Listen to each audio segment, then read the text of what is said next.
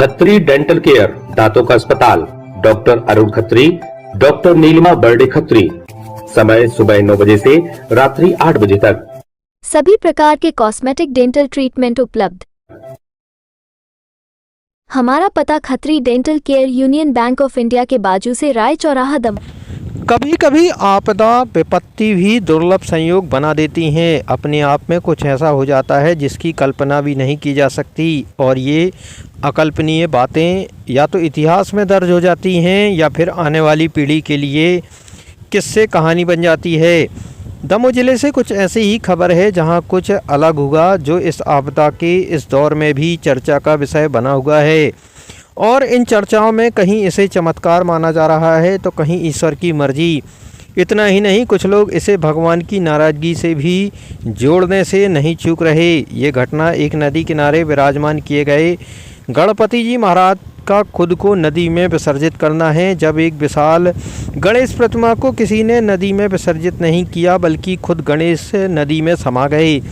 मामला दमोह जिले के हटा से सामने आया। यहाँ की सुनार नदी के नाव घाट में सालों से गणेश उत्सव के दौरान विशाल गणेश प्रतिमा स्थापित की जाती है।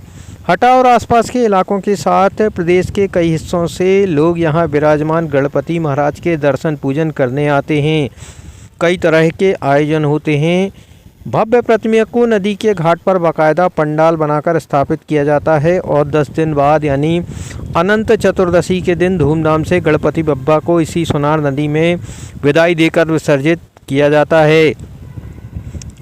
बप्पा की विदाई के पल बेहद भावुक होते हैं। सैकड़ों आंखों को नम होते देखा जा सकता है। लेकिन इस बार अनंत चतुर्दशी के पहले ही महज 4 दिन में ही गणपति जी का विसर्जन हो गया।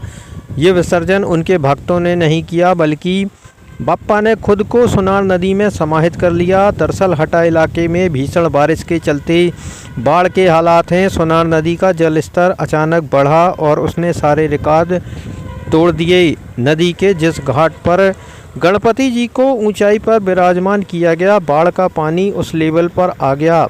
समिति के लोगों ने जब सुनार नदी का रौद्र रूप देखा तो वो समझ गए कि जल स्तर कम नहीं होने वाला।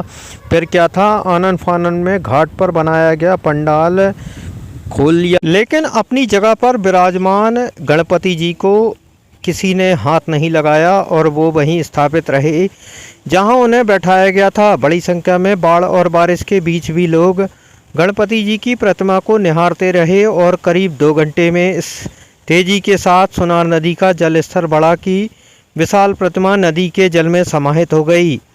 ये दुर्लभ नज़ारा जिसने भी देखा वो रोमांचित तो हुआ ही, साथ ही लोग इसे चमत्कार मानते रहे। लोगों ने इसके पहले ऐसा नज़ारा कभी नहीं देखा था और ना ही सुनार नदी का इस तरह से बड़ा हुआ जल स्तर देखा था। बहरहाल पहली दफ़ा सामने आई इस तरह की तस्वीरें लोगों के जहन में बस गईं और उनके लिए ये जीवन के यादगार पल बन गए।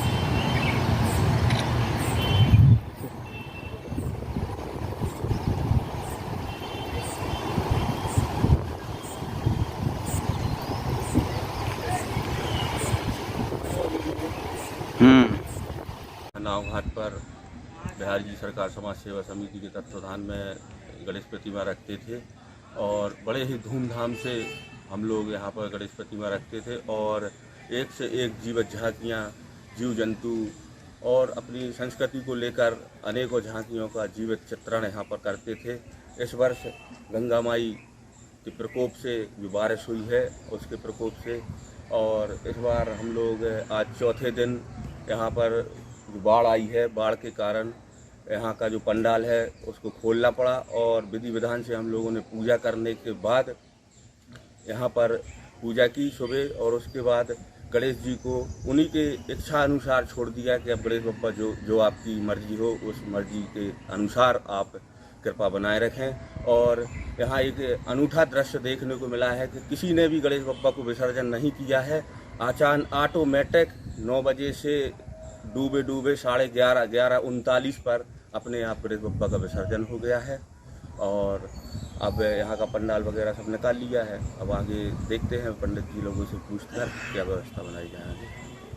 Shubham shopping showroom. शादी विवाह के शगुन का पूरा सामान अब मिलेगा एक ही स्थान पर। सोफा, पलंग, ड्रेसिंग, अलमारी, कूलर, टीवी, कंबल, तकिया, बेडशीट, सूटकेस, गद्दे, गीजर, वॉशिंग मशीन और भी बहुत कुछ। फाइनेंस सुविधा उपलब्ध। गुलाब बाबा मंदिर के पास हटा नाका